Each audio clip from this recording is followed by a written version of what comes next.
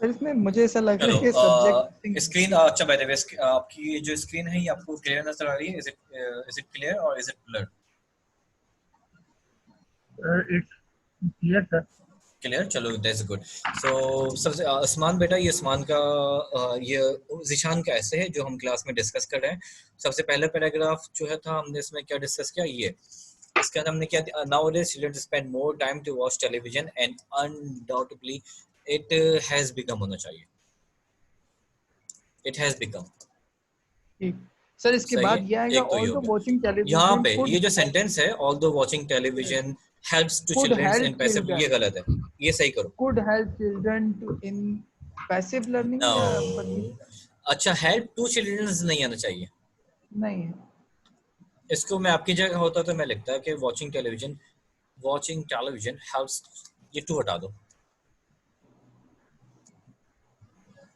Although watching television helps children in their passive learning, but it creates bundle of adverse impact. In this essay, I partially agree with the statement and give an opinion. अब यहाँ पे एक mistake है, mistake है ये जो आपने sentence लिखा है, I partially agree with the statement and give my opinion, तो स्टेटमेंट आपने मेंशन ही नहीं किया। कौन सा स्टेटमेंट? पहली बात आपने लिखी कि भाई आजकल जो है वो बच्चे जो है वो टेलीविजन देखते हैं और पेरेंट्स के लिए वाकई एक डिबेटेबल टॉपिक है, पेरेंट्स इस बारे में बात कर रहे हैं, और हत्ता कि ये टीवी देखने से जो है बच्चों की पैसिव लर्निंग जनरेट होती है। इन दिस ऐसे, इस ऐसे के अंदर मैं स्टेटमेंट से एग्री करता हूँ और मैं अपना ओपिनियन शेयर करूंगा। कौन सा स्टेटमेंट तो मेंशन ही नहीं किया आपने। टॉपिक का स्टेटमेंट क्या था ज़ीशान? ठीक है टॉपिक का स्टेटमेंट क्या था, बताओगे?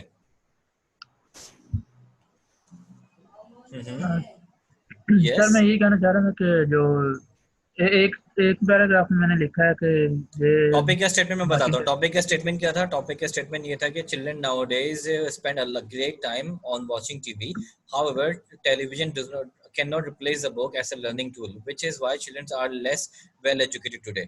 To what extent do you agree जी or sir. disagree? Children are well, तो आप क्या बोलोगे? आप इसको रिफ्रेश करोगे यहाँ पे। Okay Children's TV is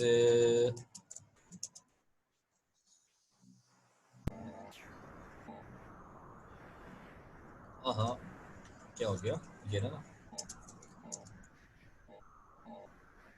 is और टेलीविजन, अच्छा मैं इसको शॉर्ट फॉर्म में लिख रहा हूँ कि हम बस टाइम कम है, रात के 12 बज रहे हैं।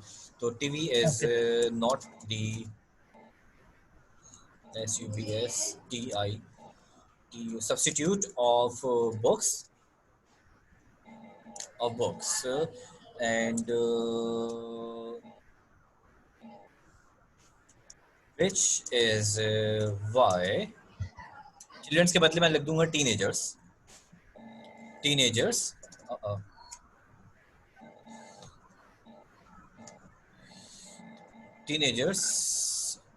are not you can say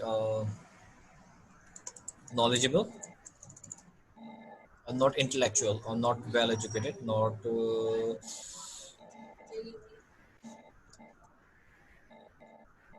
getting better education. Be better education. यहाँ पे अब मैं लिखूंगा तो हाँ आप ये समझ में आ रहा है, और आप लिख सकते हो some people think they according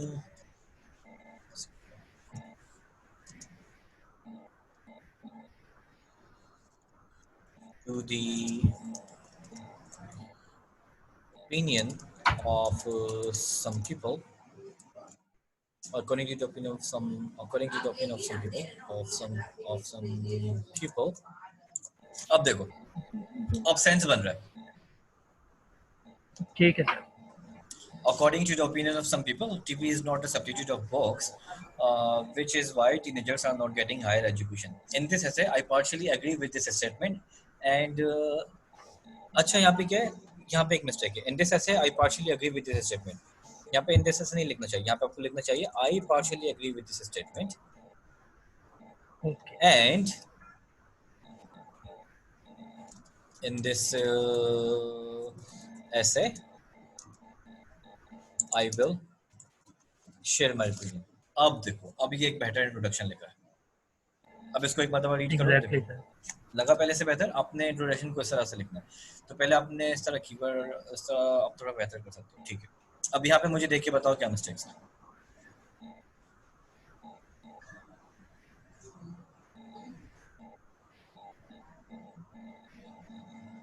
कोई बताएगा देखिए क्या मिस्टेक है यहाँ पे? एक second sir. There are specific things that yes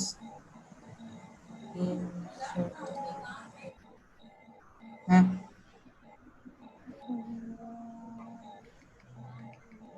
there are some specific things होगा ना, या specific things। there are specific things that there's a specific things है ये that juvenile learn from visible instead of firstly TV as that of can build a spirit in young people, which I believe at some scale like firstly के बाद as नहीं आएगा ना, नहीं sorry आना चाहिए। firstly as observing या firstly observing the social inspirational stories। yes यहाँ पे सेंटेंस का थोड़ा सा मिस्टेक है, उसको डिस्कस करेंगे। yes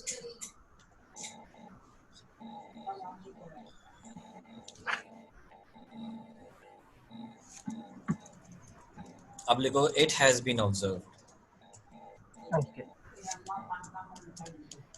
it has been observed that the social inspirational that stories on television that can build better है। spirit of ये keywords कहाँ से ला रहे हैं सर? ये philanthropic ये कहाँ से आया? ऑलराइट यहाँ पे अच्छा, अब हम इस ऐसे को पूरा डिस्कस नहीं करेंगे, इसलिए हमारा टाइम वेस्ट होगा। लेकिन मेरा पॉइंट ये है कि आई थिंक कि आपका सेंटेंस फॉर्मेशन निशान, आपका जो प्रॉब्लम ये है कि जब आप सेंटेंस को लिख रहे हो तो कहीं ना कहीं आपका सेंटेंस फॉर्मेशन गलत हो रहा है। एक चीज याद रख लो, आसान सा रूल है, वो क्या है? Subject verb object. आपका सेंटेंस जो है वो सब्जेक्ट वर्ब ऑब्जेक्ट में होना चाहिए। अगर आप डायरेक्ट वर्ब से स्टार्ट कर रहे हो, प्रीपोजिशन से स्टार्ट कर रहे हो, तो राइटिंग के स्पीकिंग के अंदर तो चलता है, लेकिन राइटिंग के अंदर कोशिश करा करो कि सेंटेंस जो फॉर्मेशन है सब्जेक्ट वर्ब ऑब्जेक्ट इसको फॉलो करा सको। सही है? अब ये तो तुम्हारा सिंपल से तुम्हारा एक होमवर्क था जिसको जो मैंने एड्रेस करना था। अब हम मेन टॉपिक पे आते हैं।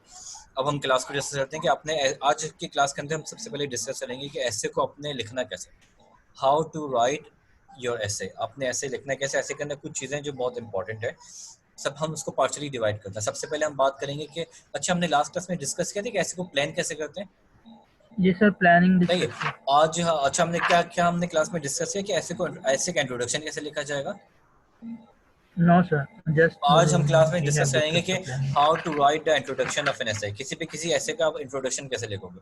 अच्छा क्लास के बाद मैं आपको होमवर्क दूंगा, मैं आपको क्लास के बाद सर मैं बताऊं, अच्छा एक जैसे फॉर एग्जांपल मैं अगर स्टार्ट एक मिनट रुकते हैं, एक मिनट उस्मान बेटा, एक मिनट मैं एक बात आपको इंपॉर्टेंट बात बोल दूं कि अभी क्लास के बाद मैं आपको 5 ऐसे सेंड करूंगा। There will be 5 essays. उन 5 के 5 ऐसों के सिर्फ और सिर्फ आपने इंट्रोडक्शन लिखने होंगे। सही है? सिर्फ और सिर्फ इंट्रोडक्शन लिखने होंगे और कुछ नहीं करना होगा। अच्छा तो अभी हम सबसे पहले मैं आपको एक अच्छा उस्मान पहले आप बताओ, you were saying something. Sir जैसे फॉर एग्जांपल मैं जब मैंने आइल्स का टेस्ट दिया था ना, उससे पहले मैं जब कभी भी स्टार्ट करता था तो मैं ये लिखता था, it may indeed be true to say that. जो स्टेटमेंट होती थी उसको पैराफ्रेज करके उसके आगे फुल स्टॉप लगाना, फिर आगे इन माय ओपिनियन या इन सम पीपल ओपिनियन, फिर आगे एक स्टेटमेंट, उसके बाद फिर I will elaborate my this opinion and with reasons and explanation। इस तरह करके मैं पहला पैराग्राफ पहला इंट्रोडक्शन चलो गुड है। मैं आपको इससे एक और बेहतर एक और आसान तरीका बताता हूँ। सही है? वेट अ मिनट, पहले ये मेरी बुक खुल जाए। यस अब सही है। हम कुछ ऐसे को क्लास में डिस्कस करते हैं। ये स्क्रीन आपको नजर आ रही है?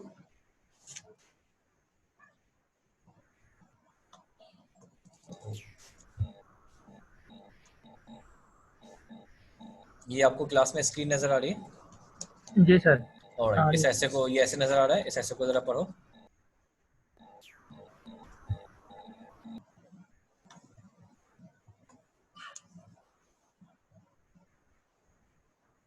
In some countries, increasing number of people are suffering from health problem as a result of eating too much fast food.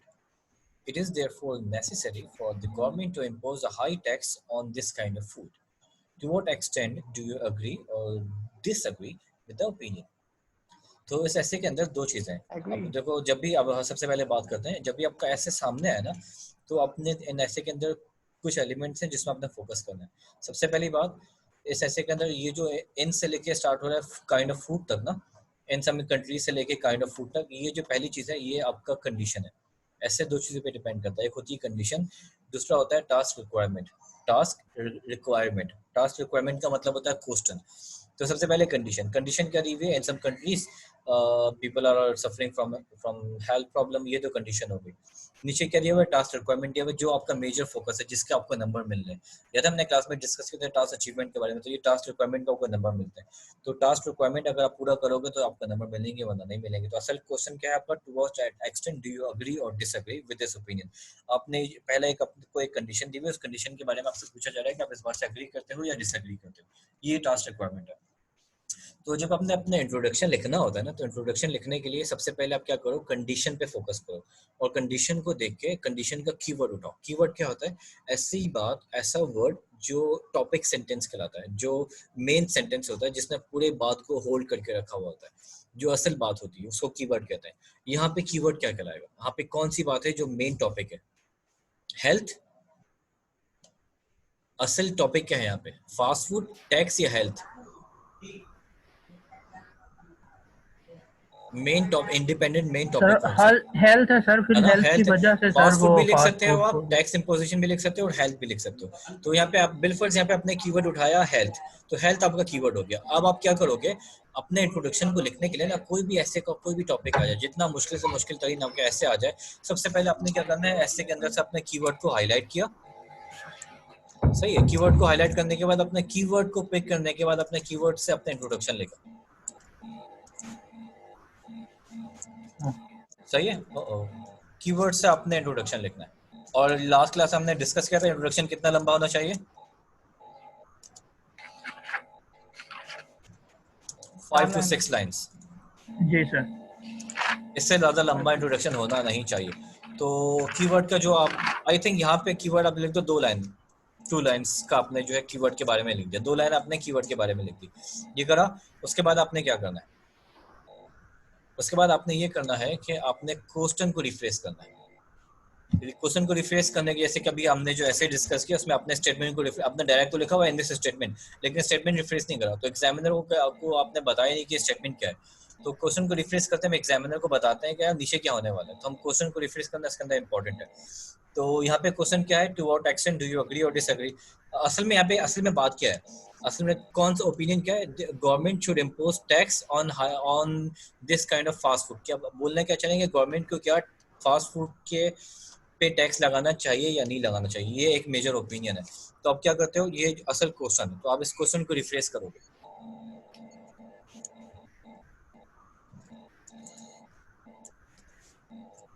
Refresh का मतलब क्या होता है, कोई बता सकेगा मुझे क्लास में? क्वेश्चन को अगर एक्टिव वॉइस में तो पैसिव वॉइस में लिखते हैं, और पैसिव वॉइस में तो नहीं नहीं नहीं नहीं, बिल्कुल हरगिज नहीं. नहीं उस्मान, नहीं नहीं नहीं नहीं नहीं नहीं नहीं नहीं नहीं नहीं. सर पैराफ्रेजिंग जैसे करते हैं कोई सिनोनिम्स वगैरह इस तरह के एडिशन करके वही बात को आपने डिफरेंट वर्ड्स में. सबसे पहले रिफ्रेश का मतलब होता है वही बात आपने डिफरेंट वर्ड्स के अंदर कहनी है. मतलब वर्ड्स को रिपीट नहीं करना, सेम बात होनी चाहिए लेकिन वर्ड्स डिफरेंट करके अपने दुआ से लिखना है. क्वेश्चन या कंडीशन को आप रिफ्रेश कर दो. मतलब अपने बिलफर्स वो बोल रहा है कि right advantage and disadvantage of Facebook. Right advantage and disadvantage of Facebook. आपने क्या बोला, आपने बोला इन दिस ऐसे I would mention positive and negative impact of Facebook. ये क्या किया मैंने, क्वेश्चंस को रिफ्रेश कर दिया. तो क्वेश्चन या कंडीशन को आप रिफ्रेश करोगे. सबसे पहले आपने क्या करा, कीवर्ड उठाया, कीवर्ड से आपने 2 लाइन लिखी. 2 लाइन लिखने के बाद आपने क्या करा, क्वेश्चन या कंडीशन को रिफ्रेश कर दिया. उसके बाद अगर वो आपसे बोल रहा है साइट पिक करने के लिए, मतलब वो आपसे बोल रहा है डू यू अग्री या डिसएग्री, तो आप साइट भी पिक कर सकते हो. वो आपसे बोल रहा है कि आप कौन से ओपिनियन को सपोर्ट करते हो, तो आप बोल सकते हो भाई मैं पहले वाली बात को सपोर्ट करता हूँ या दूसरी वाली बात को सपोर्ट करता हूँ, तो इस तरह आप साइड पिक कर सकते हो। तो इंट्रोडक्शन के अंदर ये 3 एलिमेंट होने चाहिए। पहला क्या होना चाहिए, कीवर्ड्स आपने 2 लाइन लिखी, 2 लाइन लिखने के बाद कंडीशन जो होती है, अगर आप चाहो तो उस कंडीशन को रिफ्रेश करो। कंडीशन को रिफ्रेश करने वाला कोई क्वेश्चन दिया हुआ है, आप क्वेश्चन को भी रिफ्रेश कर सकते हो। और अगर साइड पे करने एग्जामिनर बोल रहा है कि आप अग्री करते हो या डिसएग्री करते हो या आपका क्या ओपिनियन है, तो आप साइड पे करके अपना ओपिनियन भी शेयर कर सकते हो। ये लेकिन जो आखिरी वाली बात है ना, ये ऑप्शनल है। साइड पे करना ऑप्शनल है, लेकिन ये जो है ना कीवर्ड और रिफ्रेश करना, ये ऑप्शनल नहीं, ये आपने लाजमी करना है। हर ऐसे के अंदर जो भी ऐसा है, चाहे जो कोई सा भी ऐसे आ जाए आपके पास, सबसे पहले क्या करो, कीवर्ड को अंडरलाइन किया। कीवर्ड को अंडरलाइन करने के बाद कीवर्ड से आपने 2-3 लाइन लिखी, तो कीवर्ड के बारे में 2-3 लाइन लिखी। 2-3 लाइन लिखने के बाद जो कंडीशन है, कंडीशन को रिफ्रेश कर दिया या क्वेश्चन को अपने रिफ्रेश करके मेंशन कर दिया। हर ऐसे के अंदर ये 2 एलिमेंट आपके लाजमी होने चाहिए।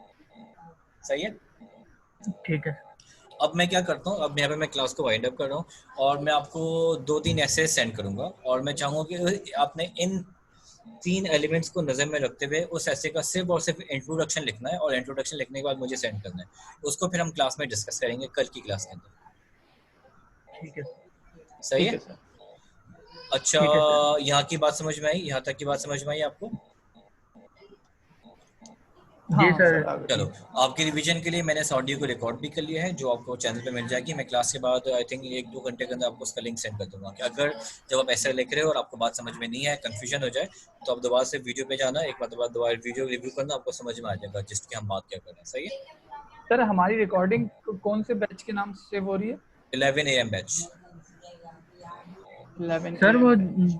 हेलो। आपकी। अच्छा, 11 AM के अंदर हम एक ग्रामर पढ़ रहे हैं और एक IC क्लास हो रही है ना, तो आपकी रिकॉर्डिंग सर होगी। वैसे हमारी क्लास तो 11 PM की है। हाँ sorry, 11 PM, my mistake, sorry, my apologies. तो 11 PM बैच के अंदर आपकी रिकॉर्डिंग चली जा रही है। ठीक है, जी सर, मैंने एक ठीक है। बात पूछनी थी सर। पूछिए। जी सर, जो रिकॉर्डिंग्स आप अपलोड करते हैं वो तो आप